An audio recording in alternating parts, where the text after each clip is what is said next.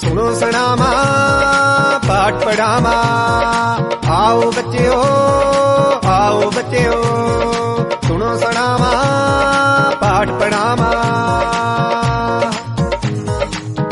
सुन के हुंदा पूरा याद सैंस पंजाबी अते हिसाब, ओ लगे अंग्रेजी भी प्यारी, हिंदी समाज क पढ़ लो सारी। चंगियां गल्लां गीत भी गावा, सुनो सुनावा पाठ पढ़ावा, सुनो सुनावा पाठ पढ़ावा। दुआबा रेडियो।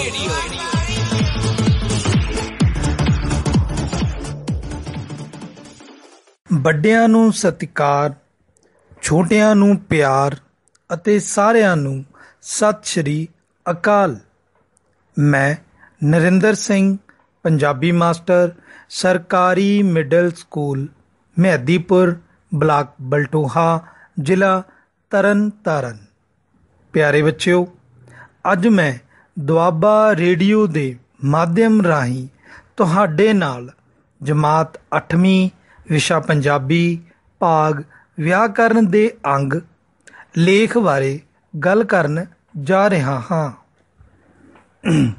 ਆਮ ਤੌਰ 'ਤੇ ਦੇਖਿਆ ਜਾਂਦਾ ਹੈ ਕਿ ਜਮਾਤ 8ਵੀਂ ਦੇ ਵਿਦਿਆਰਥੀ ਪਾਠਕ੍ਰਮ ਵਿੱਚ ਆਉਂਦੇ ਬਹੁ ਵਿਕਲਪੀ ਪ੍ਰਸ਼ਨ ਉੱਤਰ, ਪਾਠਾਂ ਦੇ ਪ੍ਰਸ਼ਨ ਉੱਤਰ ਅਤੇ ਵਿਆਕਰਨ ਦੇ ਪ੍ਰਸ਼ਨ ਉੱਤਰ ਤਾਂ ਚੰਗੀ ਤਰ੍ਹਾਂ ਯਾਦ ਕਰ ਲੈਂਦੇ ਹਨ, ਕਿਉਂਕਿ ਇਹ ਪ੍ਰਸ਼ਨ ਉੱਤਰ ਛੋਟੇ ਹੋਣ ਕਾਰਨ ਆਸਾਨੀ ਨਾਲ ਯਾਦ ਹੋ ਜਾਂਦੇ ਹਨ। ਪਰ ਦੇਖਣ ਵਿੱਚ ਆਉਂਦਾ ਹੈ ਕਿ ਵਿਦਿਆਰਥੀ ਪੂਰੇ ਪਾਠਕ੍ਰਮ ਵਿੱਚੋਂ ਲੇਖ ਨੂੰ ਅਣਡਿੱਠਾ ਕਰ ਦਿੰਦੇ ਹਨ, ਕਿਉਂਕਿ ਲੇਖ ਆਕਾਰ ਵਿੱਚ ਵੱਡਾ ਅਤੇ ਵੱਖ-ਵੱਖ ਵਿਸ਼ਿਆਂ ਨੂੰ ਛੂਹਣ ਵਾਲਾ ਹੁੰਦਾ ਹੈ। ਇਸ ਲਈ ਬੱਚਿਆਂ ਨੂੰ ਲੇਖ ਯਾਦ ਕਰਨ ਅਤੇ ਲਿਖਣ ਵਿੱਚ ਸਮੱਸਿਆ ਆਉਂਦੀ ਹੈ, ਜਿਸ ਨਾਲ ਉਹਨਾਂ ਦੇ ਇਮਤਿਹਾਨ ਵਿੱਚ ਪੰਜਾਬੀ ਵਿਸ਼ੇ ਵਿੱਚੋਂ ਅੰਕ ਘੱਟ ਜਾਂਦੇ ਹਨ। ਇਸ ਲਈ ਸਾਡਾ ਅੱਜ ਗੱਲ ਕਰਨ ਦਾ ਵਿਸ਼ਾ ਲੇਖ ਹੈ। ਤਾਂ ਆਓ ਬੱਚਿਓ, ਅਸੀਂ ਲੇਖ ਬਾਰੇ ਵਿਸਥਾਰ ਪੂਰਵਕ ਗੱਲ ਕਰੀਏ। ਸਭ ਤੋਂ ਪਹਿਲਾਂ ਅਸੀਂ ਗੱਲ ਕਰੀਏ ਕਿ ਲੇਖ ਦਾ ਸ਼ਾਬਦਿਕ ਅਰਥ ਕੀ ਹੁੰਦਾ ਹੈ। ਲੇਖ ਦਾ ਸ਼ਾਬਦਿਕ ਅਰਥ ਹੈ ਨਿਬੰਧ, ਅਤੇ ਨਿਬੰਧ ਦਾ ਅਰਥ ਹੈ ਬੰਨ੍ਹਣਾ ਜਾਂ ਗੁੰਦਣਾ। ਜੇ ਅਸੀਂ ਸਰਲ ਭਾਸ਼ਾ ਵਿੱਚ ਪੁੱਛੀਏ ਕਿ ਲੇਖ ਕੀ ਹੁੰਦਾ ਹੈ, ਤਾਂ ਅਸੀਂ ਇਹ ਕਹਿ ਸਕਦੇ ਹਾਂ ਕਿ ਕਿਸੇ ਵਿਸ਼ੇ ਉੱਤੇ ਵਾਰਤਕ ਵਿੱਚ ਕੀਤੀ ਰਚਨਾ ਨੂੰ ਲੇਖ ਕਿਹਾ ਜਾਂਦਾ ਹੈ। ਲੇਖ ਲਿਖਣ ਲਈ ਸਾਨੂੰ ਉਸ ਵਿਸ਼ੇ ਬਾਰੇ ਭਰਪੂਰ ਜਾਣਕਾਰੀ ਹੋਣੀ ਚਾਹੀਦੀ ਹੈ ਜਿਸ ਵਿਸ਼ੇ ਉੱਤੇ ਅਸੀਂ ਲੇਖ ਲਿਖਣਾ ਚਾਹੁੰਦੇ ਹਾਂ। ਤੀਜਾ ਪ੍ਰਸ਼ਨ ਦਿਮਾਗ ਵਿੱਚ ਇਹ ਪੈਦਾ ਹੁੰਦਾ ਹੈ ਕਿ ਇੱਕ ਚੰਗਾ ਤੇ ਪ੍ਰਭਾਵਸ਼ਾਲੀ ਲੇਖ ਲਿਖਣ ਲਈ ਸਾਨੂੰ ਕਿਹੜੇ-ਕਿਹੜੇ ਨਿਯਮਾਂ ਨੂੰ ਧਿਆਨ ਵਿੱਚ ਰੱਖਣਾ ਚਾਹੀਦਾ ਹੈ। ਤਾਂ ਉੱਤਰ ਇਹ ਹੈ ਕਿ ਨਿਯਮ ਨੰਬਰ 1, ਸਭ ਤੋਂ ਪਹਿਲਾਂ ਲੇਖ ਲਿਖਣ ਲਈ ਵਿਸ਼ਾ ਉਹੀ ਚੁਣਿਆ ਜਾਵੇ ਜਿਸ ਬਾਰੇ ਤੁਹਾਨੂੰ ਬਾਕੀ ਵਿਸ਼ਿਆਂ ਨਾਲੋਂ ਵਧੇਰੇ ਜਾਣਕਾਰੀ ਹੋਵੇ। ਨਿਯਮ ਨੰਬਰ 2, ਲੇਖ ਵਿੱਚ ਜੋ ਲਿਖਿਆ ਜਾਵੇ ਉਹ ਇੱਕ ਖਾਸ ਤਰਤੀਬ ਵਿੱਚ ਲਿਖਿਆ ਜਾਵੇ। ਨਿਯਮ ਨੰਬਰ 3, ਲੇਖ ਦੇ ਵਿਸ਼ੇ ਨੂੰ ਸਪਸ਼ਟ, ਸਰਲ ਅਤੇ ਸਾਦੇ ਢੰਗ ਨਾਲ ਬਿਆਨ ਕਰੋ। ਨਿਯਮ ਨੰਬਰ 4, ਲੇਖ ਦਾ ਆਰੰਭ ਅਤੇ ਅੰਤ ਬਹੁਤ ਸਪਸ਼ਟ ਅਤੇ ਪ੍ਰਭਾਵਸ਼ਾਲੀ ਹੋਣਾ ਚਾਹੀਦਾ ਹੈ। ਨਿਯਮ ਨੰਬਰ 5, ਲੇਖ ਹਮੇਸ਼ਾ ਹੀ ਛੋਟੇ-ਛੋਟੇ ਪੈਰਿਆਂ ਵਿੱਚ ਲਿਖਿਆ ਜਾਵੇ। ਨਿਯਮ ਨੰਬਰ 6, ਲੇਖ ਲਿਖਦੇ ਸਮੇਂ ਜ਼ਿਆਦਾ ਵੱਡੇ ਵਾਕਾਂ ਦੀ ਵਰਤੋਂ ਕਰਨ ਦੀ ਥਾਂ ਛੋਟੇ ਛੋਟੇ ਵਾਕਾਂ ਦੀ ਵਰਤੋਂ ਕਰਨੀ ਚਾਹੀਦੀ ਹੈ। ਨਿਯਮ ਨੰਬਰ 7, ਲੇਖ ਨੂੰ ਰੋਚਕ ਬਣਾਉਣ ਲਈ ਲੇਖ ਦੀ ਬੋਲੀ ਸਰਲ ਅਤੇ ਭਾਵ ਪੂਰਵਕ ਹੋਣੀ ਚਾਹੀਦੀ ਹੈ। ਨਿਯਮ ਨੰਬਰ 8, ਲੇਖ ਲਿਖਦੇ ਸਮੇਂ ਲਿਖਾਈ ਸੁੰਦਰ ਅਤੇ ਸਾਫ਼ ਹੋਣੀ ਚਾਹੀਦੀ ਹੈ। ਨਿਯਮ ਨੰਬਰ 9, ਸ਼ਬਦ ਜੋੜਾਂ ਦਾ ਖਾਸ ਖਿਆਲ ਰੱਖਿਆ ਜਾਣਾ ਚਾਹੀਦਾ ਹੈ। ਨਿਯਮ ਨੰਬਰ 10, ਸਾਡਾ ਅੰਤਿਮ ਨਿਯਮ ਬਹੁਤ ਹੀ ਖਾਸ ਅਤੇ ਜ਼ਰੂਰੀ ਹੈ ਕਿ ਲੇਖ ਲਿਖਣ ਤੋਂ ਬਾਅਦ ਲੇਖ ਨੂੰ 1 ਜਾਂ 2 ਵਾਰ ਜ਼ਰੂਰ ਪੜ੍ਹਿਆ ਜਾਵੇ। ਇਸ ਤਰ੍ਹਾਂ ਕਰਨ ਨਾਲ ਜੇਕਰ ਲੇਖ ਵਿੱਚ ਕੋਈ ਗਲਤੀ ਜਾਂ ਕਮੀ ਰਹਿ ਗਈ ਹੋਵੇ ਤਾਂ ਉਸ ਨੂੰ ਠੀਕ ਕੀਤਾ ਜਾ ਸਕਦਾ ਹੈ। ਪਿਆਰੇ ਬੱਚਿਓ, ਉਪਰੋਕਤ ਦੱਸੇ ਨਿਯਮਾਂ ਨੂੰ ਜੇਕਰ ਅਸੀਂ ਚੰਗੀ ਤਰ੍ਹਾਂ ਧਿਆਨ ਵਿੱਚ ਰੱਖ ਕੇ ਲੇਖ ਲਿਖੀਏ ਤਾਂ ਜ਼ਰੂਰ ਹੀ ਅਸੀਂ ਇੱਕ ਚੰਗਾ ਅਤੇ ਪ੍ਰਭਾਵਸ਼ਾਲੀ ਲੇਖ ਲਿਖ ਸਕਦੇ ਹਾਂ। ਪਿਆਰੇ ਬੱਚਿਓ, ਜੇਕਰ ਅਸੀਂ ਅੱਗੇ ਗੱਲ ਕਰੀਏ ਜਮਾਤ 8ਵੀਂ ਦੇ ਲੇਖਾਂ ਦੇ ਵਰਗੀਕਰਨ ਦੀ, ਤਾਂ ਜਮਾਤ 8ਵੀਂ ਦੇ ਪਾਠਕ੍ਰਮ ਅਨੁਸਾਰ ਸਾਰੇ ਲੇਖਾਂ ਨੂੰ 5 ਭਾਗਾਂ ਵਿੱਚ ਵੰਡ ਸਕਦੇ ਹਾਂ। ਜਿਵੇਂ ਕਿ ਨੰਬਰ 1, ਗੁਰੂ ਸਾਹਿਬਾਨ। ਇਸ ਵਰਗ ਵਿੱਚ ਅਸੀਂ ਸ੍ਰੀ ਗੁਰੂ ਨਾਨਕ ਦੇਵ ਜੀ ਅਤੇ ਸ੍ਰੀ ਗੁਰੂ ਗੋਬਿੰਦ ਸਿੰਘ ਜੀ ਦੇ ਲੇਖ ਨੂੰ ਸ਼ਾਮਿਲ ਕਰ ਸਕਦੇ ਹਾਂ। ਨੰਬਰ 2, ਤਿਉਹਾਰ। ਇਸ ਵਰਗ ਵਿੱਚ ਅਸੀਂ ਦੀਵਾਲੀ, ਲੋਹੜੀ ਲੇਖਾਂ ਨੂੰ ਸ਼ਾਮਿਲ ਕਰ ਸਕਦੇ ਹਾਂ। ਨੰਬਰ 3, ਸ਼ਖਸੀਅਤ। ਇਸ ਵਰਗ ਵਿੱਚ ਅਸੀਂ ਸਰਦਾਰ ਭਗਤ ਸਿੰਘ ਜੀ ਦੇ ਲੇਖ ਨੂੰ ਸ਼ਾਮਿਲ ਕਰ ਸਕਦੇ ਹਾਂ। ਨੰਬਰ 4, ਸਮੱਸਿਆ। ਇਸ ਵਰਗ ਵਿੱਚ ਅਸੀਂ ਦਾਜ ਦੀ ਸਮੱਸਿਆ, ਵਾਧੀ ਆਬਾਦੀ ਦੀ ਸਮੱਸਿਆ ਅਤੇ ਪ੍ਰਦੂਸ਼ਣ ਦੀ ਸਮੱਸਿਆ ਨੂੰ ਸ਼ਾਮਿਲ ਕਰ ਸਕਦੇ ਹਾਂ।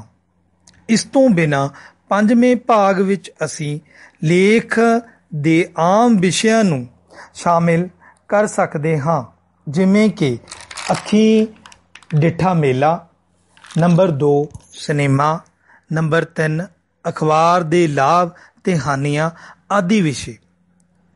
ਪਿਆਰੇ ਬੱਚਿਓ, ਇਸ ਤਰ੍ਹਾਂ ਜਦੋਂ ਅਸੀਂ ਪਾਠਕ੍ਰਮ ਅਨੁਸਾਰ ਲੇਖਾਂ ਦਾ ਵਰਗੀਕਰਨ ਕਰ ਲੈਂਦੇ ਹਾਂ ਤਾਂ ਲੇਖ ਯਾਦ ਕਰਨ ਅਤੇ ਯਾਦ ਕਰਕੇ ਲਿਖਣ ਵਿੱਚ ਬਹੁਤ ਹੀ ਆਸਾਨੀ ਹੁੰਦੀ ਹੈ।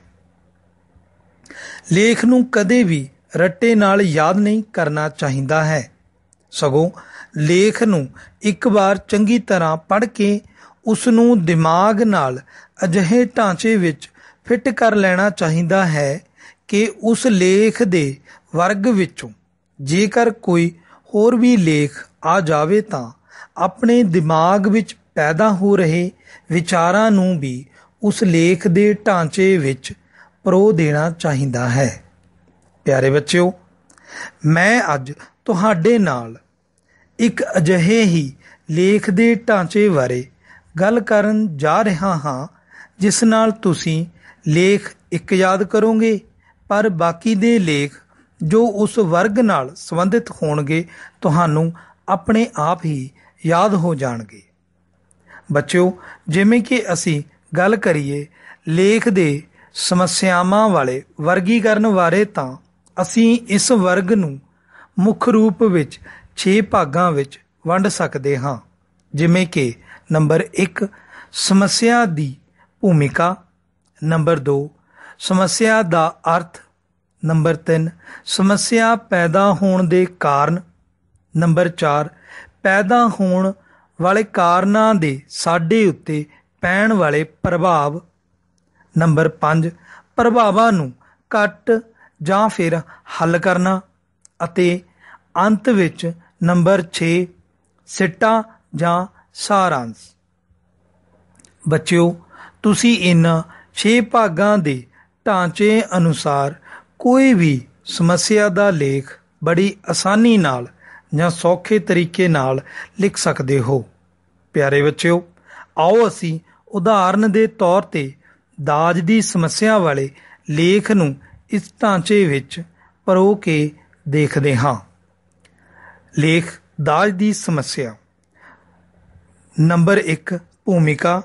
ਸਾਡੇ ਸਮਾਜ ਨੂੰ ਅਜੋਕੇ ਸਮੇਂ ਵਿੱਚ ਅਨੇਕਾਂ ਹੀ ਗੰਭੀਰ ਸਮੱਸਿਆਵਾਂ ਦਾ ਸਾਹਮਣਾ ਕਰਨਾ ਪੈ ਰਿਹਾ ਹੈ, ਜਿਵੇਂ ਕਿ ਵੱਧਦੀ ਆਬਾਦੀ ਦੀ ਸਮੱਸਿਆ, ਪ੍ਰਦੂਸ਼ਣ ਦੀ ਸਮੱਸਿਆ, ਅਨਪੜ੍ਹਤਾ, ਗਰੀਬੀ, ਬੇਰੁਜ਼ਗਾਰੀ, ਵੱਧਦੀ ਮਹਿੰਗਾਈ, ਨਸ਼ੇ, ਪਾਣੀ ਦਾ ਨੀਵਾਂ ਪੱਧਰ, ਵੱਧਦੀ ਗਰਮੀ ਆਦਿ ਸਮੱਸਿਆਵਾਂ ਹਨ।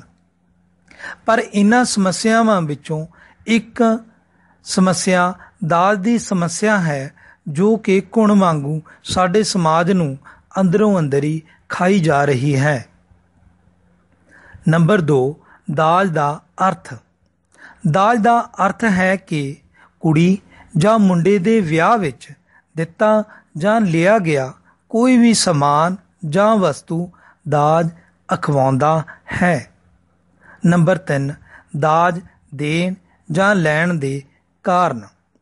ਕਾਰਨ ਸਪਸ਼ਟ ਕਰਨ ਤੋਂ ਪਹਿਲਾਂ ਬੱਚਿਓ, ਮੈਂ ਤੁਹਾਨੂੰ ਦੱਸ ਦੇਣਾ ਚਾਹੁੰਦਾ ਹਾਂ ਕਿ ਟਾਈਮ ਘੱਟ ਹੋਣ ਦੀ ਵਜ੍ਹਾ ਨਾਲ ਮੈਂ ਤੁਹਾਨੂੰ ਇਸ ਦੀ ਵਿਆਖਿਆ ਨਹੀਂ ਕਰੂੰਗਾ। ਦਾਜ ਦੇਣ ਜਾਂ ਲੈਣ ਦੇ ਕਾਰਨ। ਸਾਡੇ ਸਮਾਜ ਵਿੱਚ ਦਾਜ ਦੀ ਪ੍ਰਥਾ ਨੂੰ ਪੈਦਾ ਕਰਨ ਵਾਲੇ ਅਨੇਕਾਂ ਹੀ ਕਾਰਨ ਹਨ, ਜਿਵੇਂ ਕਿ ਨੰਬਰ 1, ਸਿੱਖਿਆ ਦੀ ਘਾਟ। ਨੰਬਰ 2, ਸਰਕਾਰ ਦਾ ਇਸ ਵਿਸ਼ੇ ਵੱਲ ਘੱਟ ਧਿਆਨ ਦੇਣਾ। ਨੰਬਰ 3, ਕੁੜੀ ਵਾਲਿਆਂ ਦੀ ਮਜਬੂਰੀ। ਨੰਬਰ 4, ਮੁੰਡੇ ਵਾਲਿਆਂ ਦਾ ਲਾਲਚੀ ਹੋਣਾ। ਨੰਬਰ 5, ਦੋਹਾਂ ਪਰਿਵਾਰਾਂ ਦੀ ਸਹਿਮਤੀ ਹੋਣਾ। ਨੰਬਰ 6, ਦੇਖੋ ਦੇਖ ਜਾਂ ਰੀਸ ਕਰਨਾ। ਨੰਬਰ 7, ਸਮਾਜਿਕ ਰੁਤਬਾ ਆਦਿ ਕਾਰਨ ਹੋ ਸਕਦੇ ਹਨ। ਨੰਬਰ 4, ਪ੍ਰਭਾਵ। ਕੁੜੀ ਵਾਲਿਆਂ ਉੱਤੇ ਮਾਨਸਿਕ ਦਬਾਓ। ਨੰਬਰ 2, ਕਰਜ਼ੇ ਹੇਠ ਆਉਣਾ। ਨੰਬਰ 3, ਆਰਥਿਕ ਸੰਤੁਲਨ ਦਾ ਵਿਗੜਨਾ। ਨੰਬਰ 4, ਬੇਇੱਜ਼ਤੀ ਜਾਂ ਹੀਣ ਭਾਵਨਾ ਦਾ ਪੈਦਾ ਹੋਣਾ। ਨੰਬਰ 5, ਵਿਆਹੁਤਾ ਕੁੜੀ ਨੂੰ ਸਹੁਰਿਆਂ ਵੱਲੋਂ ਤੰਗ ਕਰਨਾ। ਨੰਬਰ 6, ਆਤਮ ਹੱਤਿਆ ਆਦਿ ਪ੍ਰਭਾਵ ਪੈਦਾ ਹੁੰਦੇ ਹਨ ਦਾਜ ਕਾਰਨ ਸਾਡੇ ਸਮਾਜ ਵਿੱਚ। ਨੰਬਰ 5, ਹੱਲ।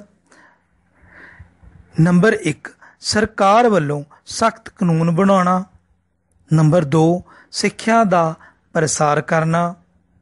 ਨੰਬਰ 3, ਦਿਖਾਵੇ ਰਹਿਤ ਸਾਦੇ ਵਿਆਹ ਕਰਨੇ। ਨੰਬਰ 4, ਕੁੜੀ ਤੇ ਮੁੰਡੇ ਨੂੰ ਬਰਾਬਰ ਸਮਝਣਾ। ਨੰਬਰ 5, ਭਰੂਣ ਹੱਤਿਆ ਬੰਦ ਕਰਕੇ ਕੁੜੀਆਂ ਨੂੰ ਸਿੱਖਿਆ ਦੇ ਬਰਾਬਰ ਮੌਕੇ ਦੇਣਾ। ਨੰਬਰ 6, ਪਰੰਪਰਾਵਾਦੀ ਅਤੇ ਰੂੜੀਵਾਦੀ ਵਿਚਾਰਾਂ ਦਾ ਤਿਆਗ ਕਰਨਾ ਆਦਿ। ਨੰਬਰ 6, ਸਿੱਟਾ ਜਾਂ ਸਾਰਾਂਸ਼। ਜੇਕਰ ਸਾਡੇ ਸਮਾਜ ਵਿੱਚੋਂ ਇਹ ਦਾਜ ਦਾ ਕੋਡ ਖਤਮ ਹੋ ਜਾਵੇ ਤਾਂ ਸਾਡਾ ਸਮਾਜ ਇੱਕ ਨਰੋਆ ਅਤੇ ਭਰੂਣ ਹੱਤਿਆ ਰਹਿਤ ਸਮਾਜ ਬਣ ਜਾਵੇਗਾ। ਅਜਿਹੇ ਸਮਾਜ ਦੀ ਸਿਰਜਣਾ ਕਰਨ ਲਈ ਸਰਕਾਰ ਅਤੇ ਸਾਨੂੰ ਸਾਰਿਆਂ ਨੂੰ ਰਲ ਕੇ ਕਾਰਜ ਕਰਨਾ ਪਵੇਗਾ। ਪਿਆਰੇ ਬੱਚਿਓ, ਇਸ ਤਰ੍ਹਾਂ ਉਪਰੋਕਤ ਦੱਸੇ ਅਨੁਸਾਰ ਤੁਸੀਂ ਕਿਸੇ ਵੀ ਸਮੱਸਿਆ ਨੂੰ ਆਪਣੇ ਵਿਸ਼ੇ ਦੇ ਅਨੁਸਾਰ ਦੱਸੇ ਗਏ 6 ਭਾਗਾਂ ਵਿੱਚ ਫਿੱਟ ਕਰ ਸਕਦੇ ਹੋ। ਪਿਆਰੇ ਬੱਚਿਓ, ਸਮੱਸਿਆ ਤੋਂ ਇਲਾਵਾ ਲੇਖ ਵਿੱਚ ਇੱਕ ਹੋਰ ਵਿਸ਼ਾ ਸਾਡੇ ਸਾਹਮਣੇ ਆਉਂਦਾ ਹੈ, ਜੋ ਕਿ ਸਾਡੇ ਗੁਰੂ ਸਾਹਿਬਾਨ ਹਨ, ਜਿਵੇਂ ਕਿ ਸ਼੍ਰੀ ਗੁਰੂ ਨਾਨਕ ਦੇਵ ਜੀ ਅਤੇ ਸ਼੍ਰੀ ਗੁਰੂ ਗੋਬਿੰਦ ਸਿੰਘ ਜੀ। ਜਿਵੇਂ ਅਸੀਂ ਸਮੱਸਿਆ ਸੰਬੰਧੀ ਲੇਖ ਲਿਖਣ ਲਈ 6 ਭਾਗਾਂ ਵਿੱਚ ਵੰਡ ਕਰਦੇ ਹਾਂ, ਉਸੇ ਤਰ੍ਹਾਂ ਗੁਰੂ ਸਾਹਿਬਾਨਾਂ ਸੰਬੰਧੀ ਲੇਖ ਵੀ 7 ਭਾਗਾਂ ਵਿੱਚ ਵੰਡ ਕਰ ਸਕਦੇ ਹਾਂ। ਨੰਬਰ 1, ਭੂਮਿਕਾ। ਨੰਬਰ 2, ਜਨਮ ਅਤੇ ਮਾਤਾ ਪਿਤਾ। ਨੰਬਰ 3, ਬਚਪਨ ਤੇ ਸਿੱਖਿਆ। ਨੰਬਰ 4, ਵਿਆਹ ਤੇ ਬੱਚੇ। ਨੰਬਰ 5, ਜੀਵਨ ਦੀ ਕੋਈ ਖਾਸ ਘਟਨਾ। ਨੰਬਰ 6, ਅੰਤਿਮ ਸਮਾਂ। ਤੇ ਨੰਬਰ 7, ਸਿੱਟਾ ਜਾਂ ਸਾਰਾਂਸ਼। ਗੁਰੂ ਸਾਹਿਬਾਨਾਂ ਦੇ ਲੇਖ ਦੇ ਢਾਂਚੇ ਨੂੰ ਅਸੀਂ ਕਿਸੇ ਖਾਸ ਸ਼ਖਸੀਅਤ ਦੇ ਲੇਖ ਢਾਂਚੇ ਨਾਲ ਵੀ ਜੋੜ ਸਕਦੇ ਹਾਂ, ਜਿਵੇਂ ਕਿ 8ਵੀਂ ਜਮਾਤ ਦੇ ਪਾਠਕ੍ਰਮ ਵਿੱਚ ਸਰਦਾਰ ਭਗਤ ਸਿੰਘ ਜੀ ਦਾ ਲੇਖ ਵੀ ਸ਼ਾਮਿਲ ਹੈ। ਪਿਆਰੇ ਬੱਚਿਓ, ਤਾਂ ਅਸੀਂ ਇਸ ਤਰ੍ਹਾਂ ਇਮਤਿਹਾਨ ਲਈ ਜਮਾਤ 8ਵੀਂ ਦੇ ਪਾਠਕ੍ਰਮ ਵਿੱਚ ਵਿਆਕਰਨਿਕ ਭਾਗ ਲੇਖ ਦੀ ਪੂਰੀ ਤਿਆਰੀ ਕਰ ਸਕਦੇ ਹਾਂ। ਪਿਆਰੇ ਬੱਚਿਓ, ਮੈਂ ਪੂਰੀ ਉਮੀਦ ਕਰਦਾ ਹਾਂ ਕਿ ਜੋ ਮੇਰੇ ਵੱਲੋਂ ਲੇਖ ਸੰਬੰਧੀ ਜਾਣਕਾਰੀ ਅੱਜ ਤੁਹਾਡੇ ਨਾਲ ਸਾਂਝੀ ਕੀਤੀ ਗਈ ਹੈ, ਉਹ ਤੁਹਾਨੂੰ ਪੂਰੀ ਤਰ੍ਹਾਂ ਸਮਝ ਆ ਗਈ ਹੋਵੇਗੀ ਅਤੇ ਤੁਸੀਂ ਆਉਣ ਵਾਲੇ ਸਮੇਂ ਵਿੱਚ ਮੇਰੇ ਵੱਲੋਂ ਸਾਂਝੀ ਕੀਤੀ ਲੇਖ ਸੰਬੰਧੀ ਜਾਣਕਾਰੀ ਦਾ ਭਰਪੂਰ ਲਾਭ ਉਠਾਉਂਦੇ ਹੋਏ ਇਮਤਿਹਾਨ ਵਿੱਚ ਪੰਜਾਬੀ ਵਿਸ਼ੇ ਵਿੱਚੋਂ ਵਧੀਆ ਅੰਕ ਪ੍ਰਾਪਤ ਕਰਦੇ ਹੋਏ ਆਪਣੇ ਮਾਤਾ-ਪਿਤਾ ਅਤੇ ਆਪਣੇ ਅਧਿਆਪਕ ਅਤੇ ਸਾਡੇ ਸਾਰਿਆਂ ਦੀ ਮਾਂ ਪੰਜਾਬੀ ਬੋਲੀ ਦਾ ਸਮਾਜ ਵਿੱਚ ਸਿਰ ਮਾਣ ਨਾਲ ਉੱਚਾ ਕਰੋਗੇ। ਪਿਆਰੇ ਬੱਚਿਓ, ਮੈਂ ਨਰਿੰਦਰ ਸਿੰਘ ਪੰਜਾਬੀ ਮਾਸਟਰ ਤੁਹਾਡੇ ਚੰਗੇ ਭਵਿੱਖ ਦੀ ਆਸ ਕਰਦਾ ਹੋਇਆ ਤੇ ਦੁਆਬਾ ਰੇਡੀਓ ਦਾ ਦਿਲੋਂ ਧੰਨਵਾਦ ਕਰਦਾ ਹੋਇਆ ਤੁਹਾਡੇ ਸਾਰਿਆਂ ਤੋਂ ਜਾਣ ਦੀ ਆਗਿਆ ਮੰਗਦਾ ਹਾਂ। ਫਿਰ ਮਿਲਾਂਗੇ। ਧੰਨਵਾਦ। ਰੱਬ ਰਾਖਾ। ਦੁਆਬਾ ਰੇਡੀਓ।